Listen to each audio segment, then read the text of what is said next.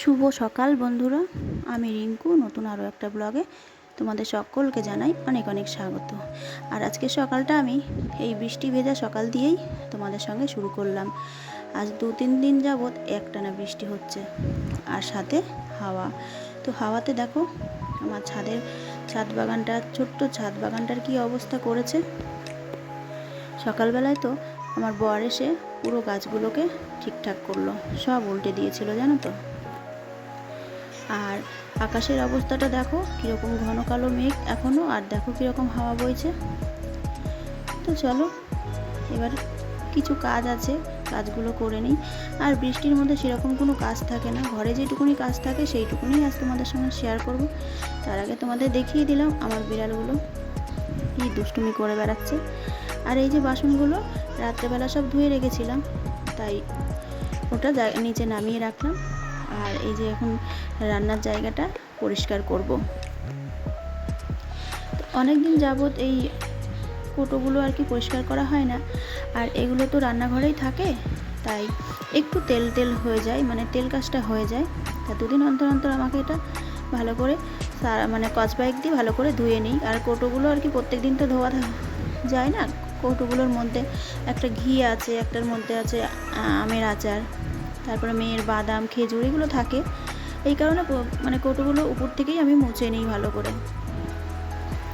তো বন্ধুরা, আজকের এই ভিডিওটা আমার শনিবারের ভিডিও, আর আজ হলো সোমবার।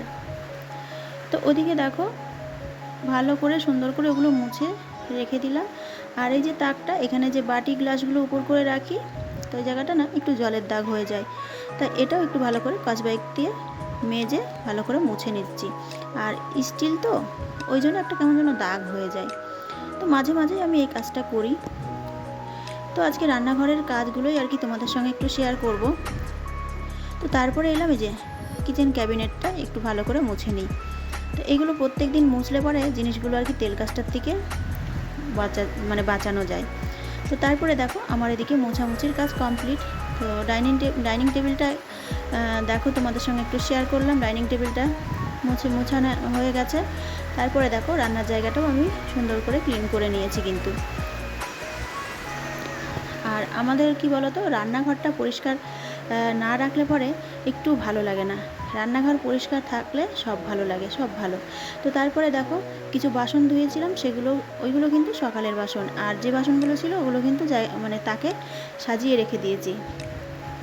তারপরে দেখো সবজি কাটতে বসেছিলাম, আর আমি কিন্তু একটা কথা বলছি এখানে এই যে দুটো বিড়াল ছিল, ওরা ওখানে সমান তালে খেলে যাচ্ছে, তাই ওদের সঙ্গে কথা বলছিলাম।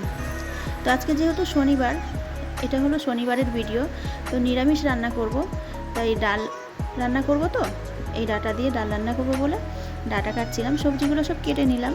তো ফুলকপি রান্না করব আর ডাটা দিয়ে ডাল করব, আর ওদিকে পটল ভাজা কেটে নিয়েছি। তো আজকে দুপুরের মেনু এই মানে সামান্য হালকা পাতলা কিছু। আর আমি যখন ফুলকপি রান্না করি একটু সিদ্ধ করে নিই জানো তো বন্ধুরা, তারপরে রান্না করি। এতে করে শুনেছি নাকি ফুলকপিতে নাকি গ্যাস হয় না। তো তারপরে দেখো ফুলকপিটা বসিয়ে দিলাম জিরে ফোড়ন দিয়ে, আর কাঁচা লঙ্কা, আদা, জিরে আর টমেটো দিয়ে আজকে ফুলকপির রসাটা করব। তো ফুলকপির রান্নাটা আমার হয়ে গেছে। তো তোমরা দেখো বন্ধুরা আমার ফুলকপির রান্নাটা কেমন হয়েছে দেখতে। তো তারপরে চলে এলাম পটলগুলো ভেজে নেব।